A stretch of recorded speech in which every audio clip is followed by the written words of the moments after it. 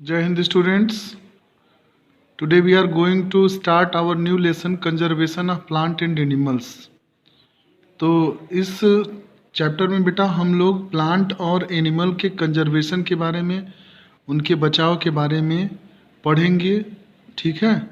और इसमें हम लोग सीखेंगे about biodiversity, flora, fauna, a place, conservation of forest and wild life, biosphere reserves, national park, wild life sanctuaries and red data book.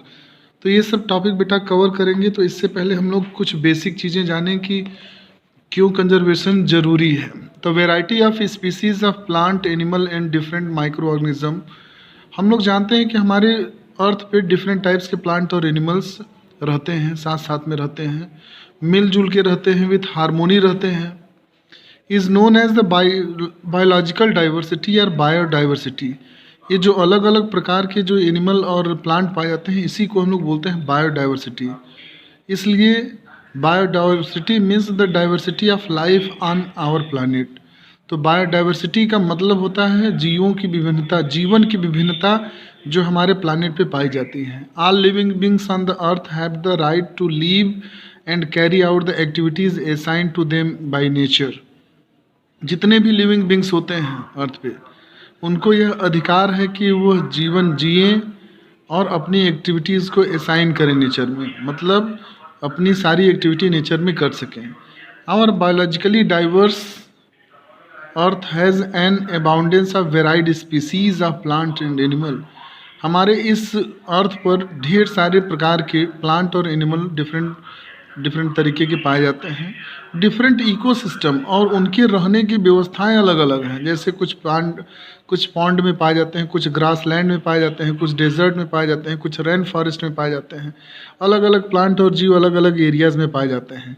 Each species big और small has an important part to play which helps to balance the nature and improve the ecosystem.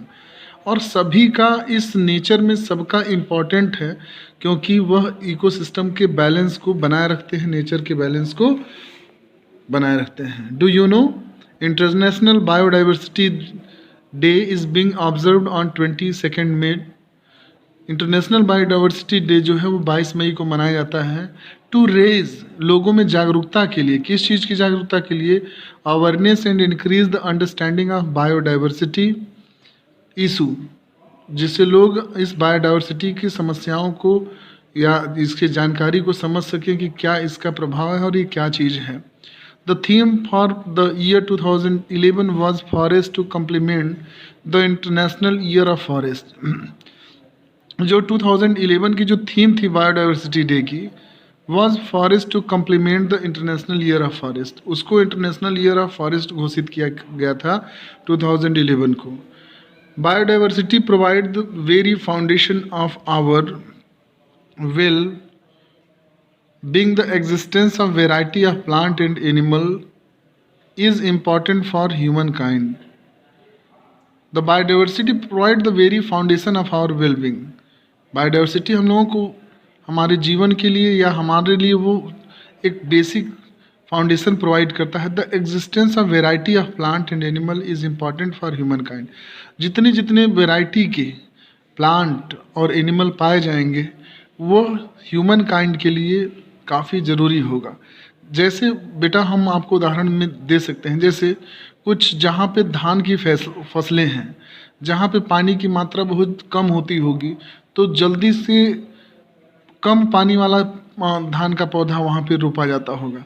तो जी जो variety मिलती है, इस variety से हम लोगों को अपने लाइफ में जीने की संभावनाएं या अपार संभावनाएं हम लोग आसानी से अपने लाइफ में आगे प्रोसेस कर सकते हैं।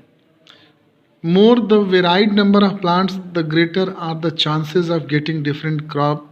जितने डिफरेंट टाइप्स के वेराइड टाइप के प्लांट पाए जाएंगे, उतने टाइप के क्रॉप हम लोगों को पूरे साल भर मिलते रहेंगे। सिमिलरली डाइवर्सिटी स्पीसीज, उसी तरीके से जो स्पीसीज की जो डाइवर्सिटी है एनिमल्स में, ensure the natural balance on the अर्थ। और एनिमलों में जो ये डाइवर्सिटी है, उसकी विभिन्नता के कारण हम लोगों के यहाँ पे नेचुरल बैलेंस बना रहेगा। जैसे उदाहरण के रूप में जो स्नेक हैं, अगर पूरी पृथ्वी से स्नेक अगर ख़त्म हो जाए तो पृथ्वी पर इतने चूहे हो जाएंगे जिसकी संख्या इतनी ज़्यादा बढ़ जाएगी कि हमारे जो क्रॉप्स हैं वो फिर उग नहीं पाएंगे या वो सरवाइव नहीं कर पाएंगे, जिससे फिर हम लोगों को प्रॉब्लम क्रिएट हो जाएगी। तो हर एक का अपना एक इम्पोर्टेंस है, सबका एक अपना इम्पोर्टेंस है। बट इंडस्ट्रियलाइजेशन, लेकिन आज के इस औद्योगिकीकरण में, इंडस्ट्रियलाइजेशन में पावर एंड ग्रीड, लालच के चक्कर में हम लोग ये धीरे धीरे इस बैलेंस को खोते चले जा रहे हैं। The loss of biodiversity continuous as the most human do not understand its immoral benefits. Biodiversity का जो कंटिन्यूअस नुकसान हो रहा है, उसका नुकसान आज मानव समझ नहीं रहा है, लेकिन जिस दिन ये प्रभावित हो जाएगी, इस समय हम थोड़े से लाभ के लिए अपने बायोडाइवर्सिटी को खोते जा रहे हैं। The deteriorating and वैनिसिंग of ecosystem, यानी इकोसिस्टम का प्रभावित होना और उसका अगर वो बहुत ज़्यादा नुकसान में होगी तो massive of extinction, decrease, conservation of forest, illegal hunting, कौन कौन से ऐसी चीज़ें हैं जो हमारे इकोसिस्टम को प्रभावित कर रहे हैं। तो वो प्रभावित करने वाले फैक्टर हैं मासिव एक्सटेंशंस, डिक्रीज्ड कंजर्वेशन, धीरे धीरे कंजर्वेशन का डिक्रीज होना, फॉरेस्ट का इलीगल तरीके से हंटिंग करना, is taking it's toll and can prove the really damaging the animals including human life. तो ये धीरे धीरे जो लोग ऐसा काम कर रहे हैं, फॉरेस्ट की कटिंग कर रहे हैं, या तो फिर हंटिंग करते हैं, या तो फिर फॉरेस्ट को लकड़ी के चक्कर में उसको कट करते चले जा रहे हैं, तो ये आने वाले टाइम में हमारे पूरी लाइफ स्टाइल को प्रभावित करेगा। तो इस तरीके से हम लोग in India there is a great threat of rich biodiversity due to the rapid increase in the population and over utilization of resources. India में भी बहुत ज़्यादा मात्रा में बायोडाइवर्सिटी को ट्रीट किया जा रहा है due to rapid increase in population. सबसे ज़्यादा मात्रा में जो पॉपुलेशन बढ़ती जा रही है, जिसके कारण ओवर यूटिलाइजेशन हो रहा है रिसोर्सेज का। Endangered species are on the verge of being wiped out. जो इंडेंजर्ड स्पीसीज हैं, जो आज ऐसी स्पीसीज जो ख़त्म होने के कगार पे हैं, वह उनके ख़त्म होने से फिर से इकोसिस्टम में इम्बैलेंस पैदा हो जाएगा।